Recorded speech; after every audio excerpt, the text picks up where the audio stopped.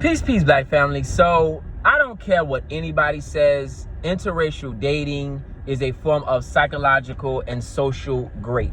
If you are in an interracial relationship and you are a black person, you are being raped. And I'll give you 3 reasons why. Number 1, if you look at any institution, whether it be the incarceration institution like prison, the Navy, or any job environment, the power dynamics are not the same between a manager, a director, and a regular employee. And therefore, you cannot date within that environment. Same thing if you are in an institution of correction.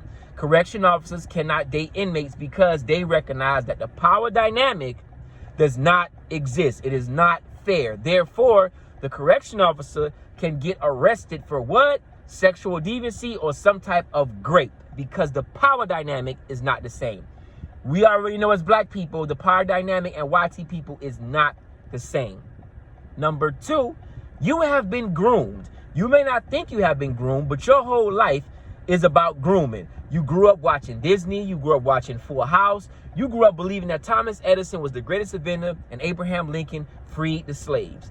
You grew up being groomed. So now when you end up in a relationship with a YT person, you're like, oh my gosh, it must be fate. I just love them for no reason. No, you've been groomed. The same way that these PDF files have given these children strange videos to watch, and they touch on them and play with them in that type of way, they have been groomed. And you, my friend, have been groomed.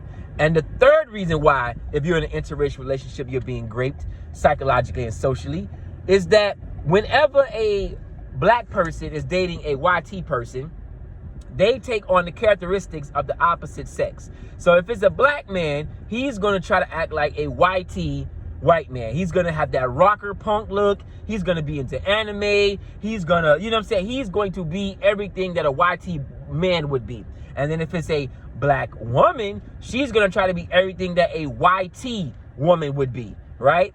And vice versa.